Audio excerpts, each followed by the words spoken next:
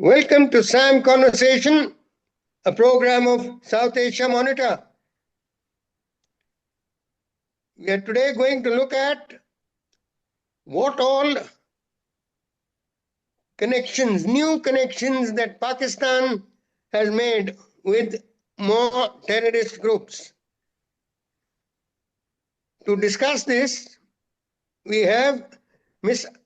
Aparna Rawal, editor, The Strategic Perspective.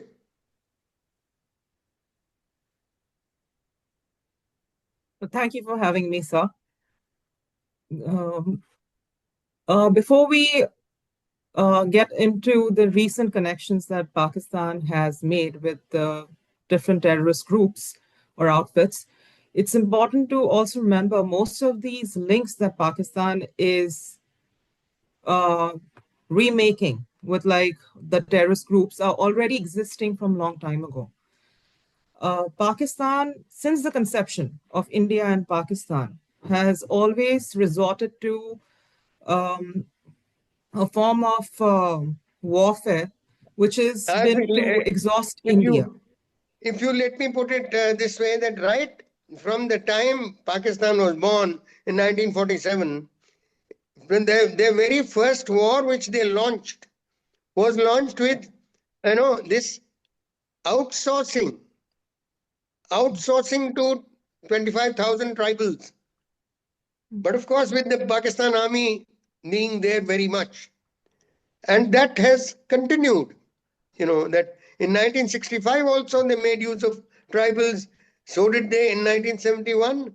And then, of course, once Ziaul Haq, the third dictator president, once he decided that, we should go for the option of bleeding India by 1,000 cuts, then this outsourcing became institutionalized with, jihadi groups, which are supported and supported and trained by Pakistan Army and the inter-services intelligence.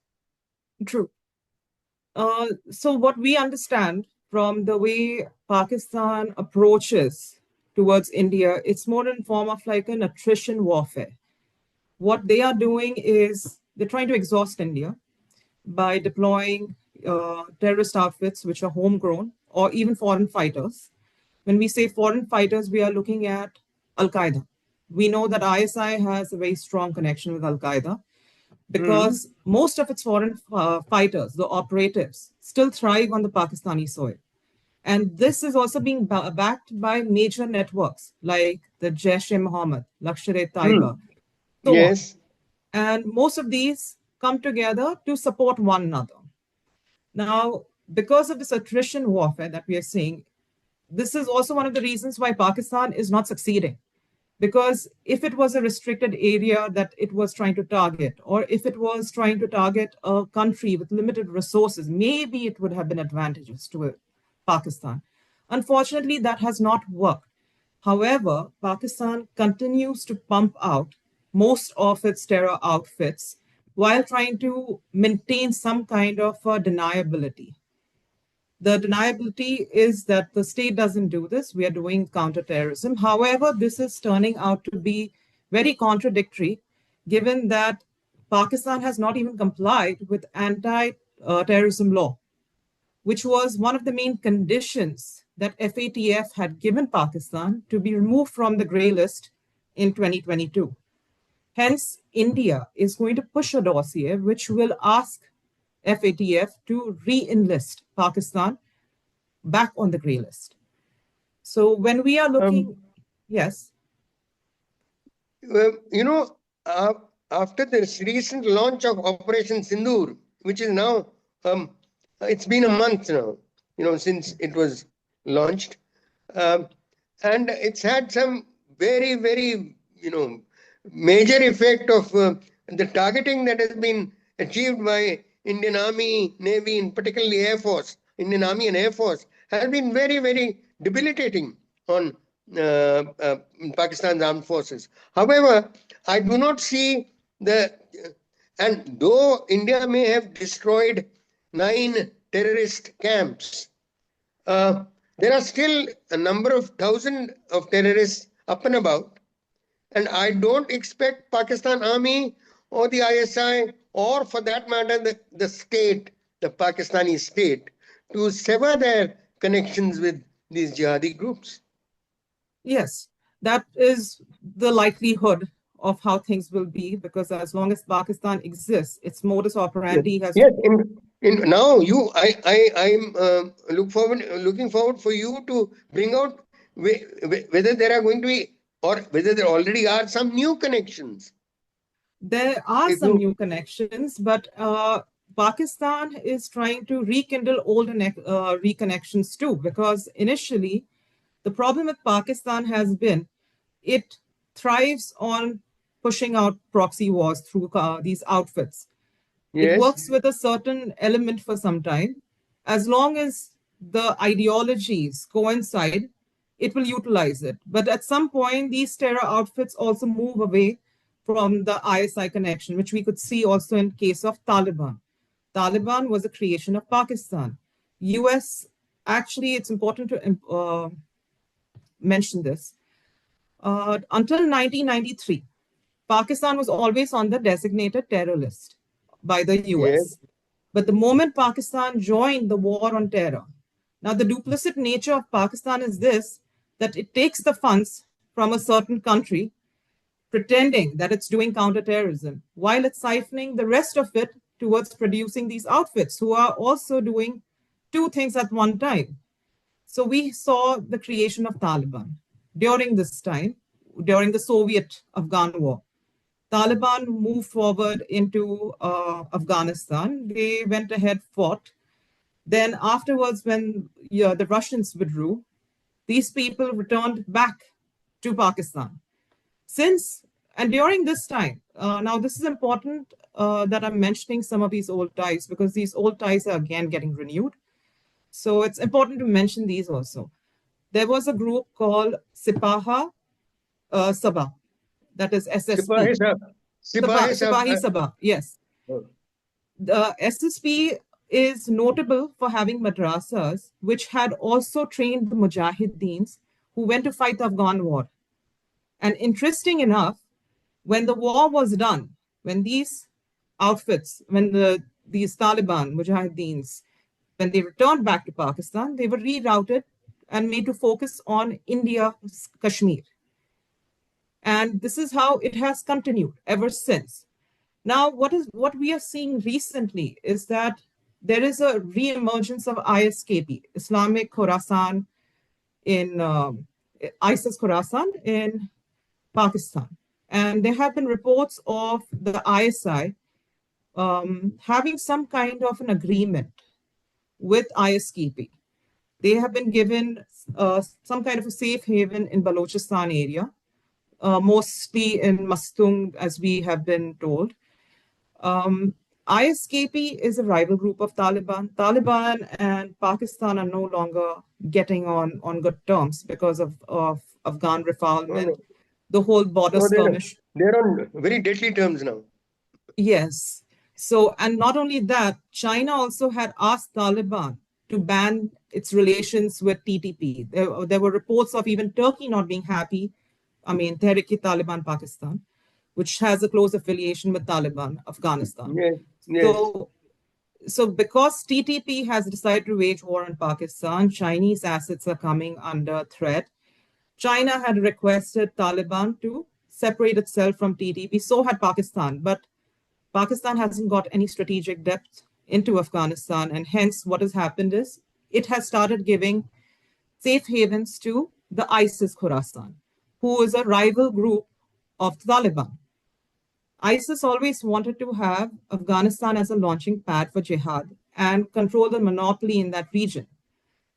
So ever since Taliban exited the war theater, we see ISKP trying to start things to discredit Taliban because it wants the monopoly on jihad now. Especially around the Durand line, we see like in areas of Khyber Pakhtunkhwa and all, you will see like safe havens which are being provided to also the TTP fighters, to a lot of other groups which Pakistan has created, might not have best relations with anymore, such as the Hafiz Gul Bahadur Group, so on. So we see that Pakistan, in order to maintain its face in front of the rest of the jihadist groups, has made some kind of agreement with the ISIS group, the ISIS in Khorasan, not the parent ISIS, we're talking about the offshoot, ISIS Khorasan. Khorasan, And yeah. yeah, and now we're seeing this in Balochistan area. With these people being in Balochistan, the Baloch insurgents are having difficulty because ISIS has done some kind of an agreement that it gives Pakistan what it wants while it forgets the safe haven, because Taliban is already out witch hunting or killing off the ISIS groups. So last month, some of the Baloch fighters, the BLA, have also claimed attacks, responsibility of the attacks on the ISK bases, especially in Mastung. They have claimed openly that these safe havens do exist. Now, while this is going on during Operation Sindoor, the Baloch also went ahead and claimed freedom from Pakistan. And with this happening, we can safely assume that ISKP will do the bidding for Pakistan and attack the Baloch in names of like turf war, that you attacked us, hence we attack you. Um, any But this will idea of the strength of this ISI Khorasan? Because it's very that's a hard factor. to at the moment it's very hard to predict or give the exact strength in the area, because for one, people have been making claims that ISKP has been wiped out. Some people are saying the strength has been reduced, hence they have moved to the Mastung area. Plus, what has happened is most of the terror outfits normally do not have the same cadre or the individuals from that outfits. There are a lot of foreign fighters that come join the outfit temporarily under the banner. They will carry out the operations under the banner, but that doesn't mean that they are ISKP. So it's very hard to determine exactly how many are a part of that at this point. But we do know that in order to counter Taliban or to counter TTP, Baloch militants, or the Sindhi, SRA. Now we know that Baloch have come up with, the BRAS, which is the umbrella network of all the Baloch militants and insurgents. It has now transformed into Baloch National Army, which is going to be a bigger threat for Pakistan. And sometimes, over the time period, what has happened is the human intelligence and even the networks of the Baloch have increased drastically. Even the tactical warfare has improved quite a bit. And other groups, such as the Sindhu Revolutionary Army, even TTP, sometimes they join forces to fight the same common enemy, which is the Pakistani administration and the military. So with this going down, we are going to now see ISKP probably coming into the forefront, because they have already issued a warning to the Baloch saying that it will spare no one. This could also affect the Baloch freedom movement. And we can expect that because ISIS Khorasan is known to attack even the civilians, while the Baloch insurgents, they try to not attack the civilians. They target very specific groups like the military establishments, the government establishments, so on. This is not the case with ISKP. And we know that Pakistan will employ them to carry out further attacks. Also because the Chinese are threatened by the attacks from the Baloch and so on. So with this happening, now we can safely assume that ISKP will also have some kind of attack mode on India as well. Not too long ago, some of the commanders from ISKP have released a statement that India will fight a two-front war. One is going to be from the Jammu Kashmir side, the other one will be from the northeast. They had released pamphlets asking the Muslims of India to wage jihad in these areas of northeast, and we're seeing Jammu and Kashmir. So we know that ISIS is definitely going to be backed by ISI. And the agreement under which they had done this transaction was called the Dabori Agreement. The leaders of ISKP were provided safe havens by the Pakistani government. And the word Dabori comes from the village where the leadership of the ISKP hails from. So hence the Dabori agreement that came into the picture. Not only that, the corps commander, the former corps commander of Tehreek-e-Taliban Pakistan, Ehsan Ullah Ehsan, also known as Liaquat, he has already made a claim a year ago that since the Dabori agreement that has come into the picture, Pakistan will now also use the ISKP cadre against Afghanistan and carry out Kashmir-style infiltration in Afghanistan. This is him claiming that this is exactly what happened in Kashmir, and Pakistan, as usual, under the military fire, tries to push its terror outfits into the other side. So this is something that has been confirmed also by the corps commander from TTP. Now, while this is happening, we are also looking at earlier this year on Jan 1st, the ISI chief, Asim Malik, he had visited Tajikistan to convince the president of Tajikistan to fight the Taliban because a certain outfit that exists and operates from the Afghan soil wants to overthrow the Tajikistan government. So in such a case, we can see a lot of new alliances building up with even like the Tajikistan to counter Taliban. But at the moment, we can also state that a lot of, if we have to predict something, we can say that a lot of these groups, even the Chinese fighters that come from China, the ones from the Gansui group, the ones from the Hui group, even the Uyghur fighters, these individuals were given safe haven by the ISKP in the past also. Now we have safe havens given to the ISKP in the Mastung Balochistan area. So we might see even the Chinese fighters coming here. These Chinese fighters, according to reports, they used to get trained in Afghanistan by ISKP individuals, and then they were migrated to Turkey for further training, then exported back to In fact, whichever there area is of target. there is something which I feel we should be prepared for, that after the kind of walloping that Pakistan Army and Air Force have taken, they are bound to retaliate. And for retaliation, they're probably looking for any and every kind of, reinforcement that is possible for them. Yes. That is for certain because while Operation Sindoor was also going on, Pakistan has been trying to work on its alliances with Azerbaijan, with Turkey, the whole trifecta that has been working together, because you see that all the three countries, they have an equal, similar way of talking, especially when it comes to UN. The narratives are similar. Not only that, even a couple of years ago, a Greek publication also mentioned how Erdogan's private army, the Sadat, we call it the private army because it does the bidding for the Turkish president.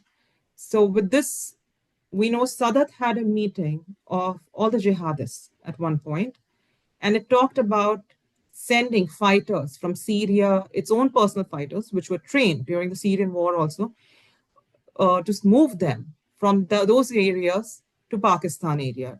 Turkish intelligence has been deployed across the border to keep tabs on what's happening in the Kashmir area. There's indoctrination going on constantly. And we know Turkey has been helping out Pakistan with heavy funding as well.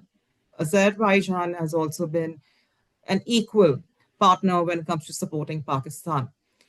So a lot of foreign fighters expected to be recycled and sent back to Pakistan so they can achieve their certain targeted areas. And Pakistan does have a history of blurring the difference between what it considers to be a fighter, a terrorist, and a military personnel.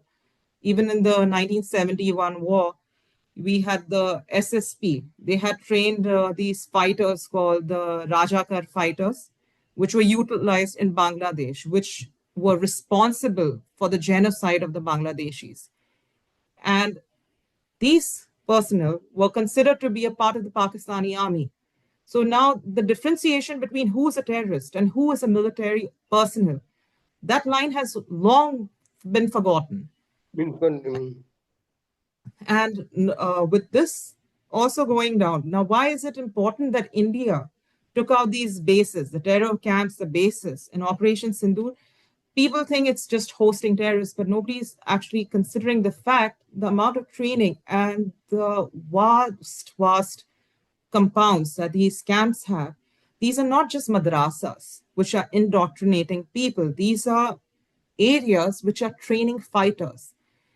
According to Amir Rana, a Pakistani analyst, he also mentioned that it takes about 18 months for these mujahideens to be created. The first month is spent, indoctrinating these mujahideens. The next 3 months is again further brainwashing, indoctrination, followed by, some amount of, military training, which will be for 6 months. And then this happens in 6 stages till the point where they even train their fighters how to use a tank. And this is a rare situation because they don't have the resources to do it. But we know that most of the fighters are trained in, different weaponry, handheld, shoulder firing weapons, things like that. Yes.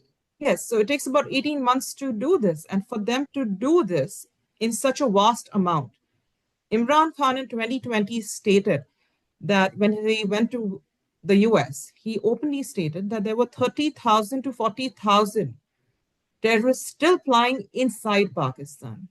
And it is impossible for any intelligence of any nation to not have an idea of so much development within their own country. Osama bin Laden was also captured from an area which was very close to the Pakistani military academy. He thrived over there. He's been funding LET, JEM, so on.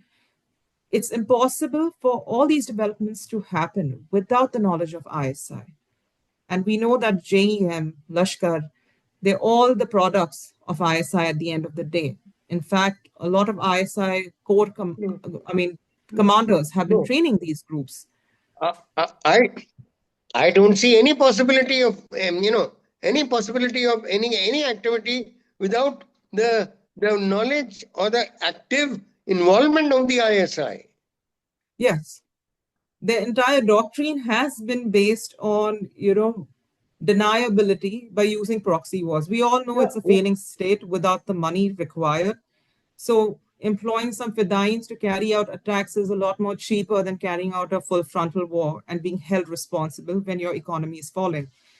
And not to mention, Pakistan is known to allocate 18% of its general budget to its defense development, which is a lot more than any affected countries due to conflict.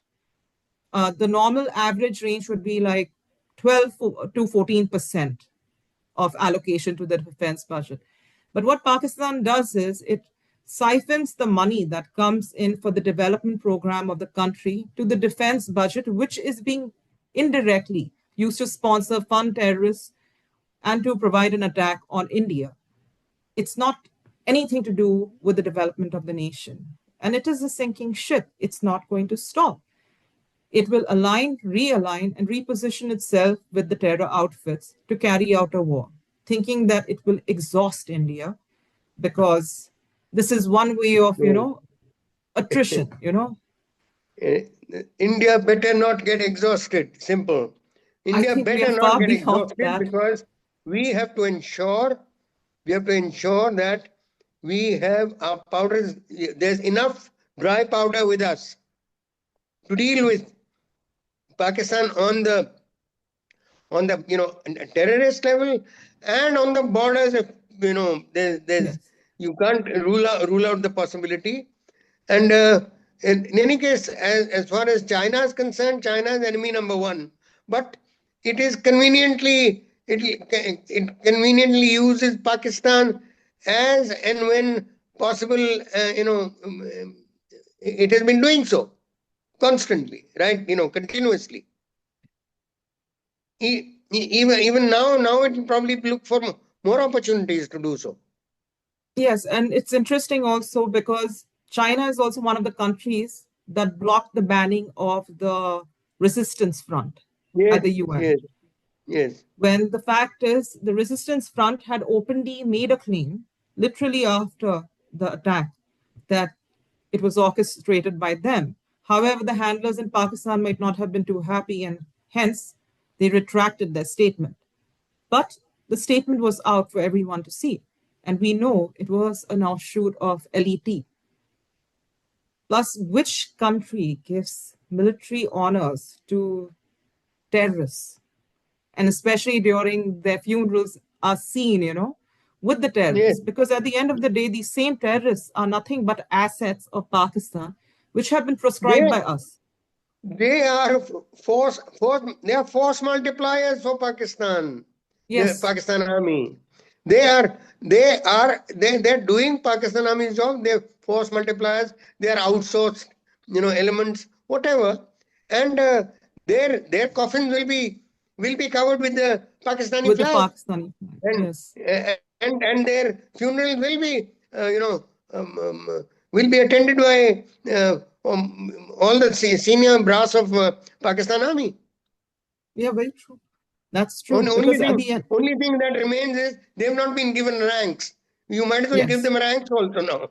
You know, Who knows, they may probably have ranks that we are not they aware of. they may be they may even be having ranks. Oh God. Um, Yes. anyway, thank you, Aparna, for a lot of inputs that have come from you, and we'll need to keep a watch on this particular aspect, very sharply, because it's also time for Pakistan to be a little more. Pakistan Army and the armed forces to be a little more desperate. So they're looking for more force multipliers, more outsourced elements that you cannot at all rule out the possibility. That's a certainty, in fact. Thank you. And Jai Thank you Hind. very much, sir. Jai Hind, sir.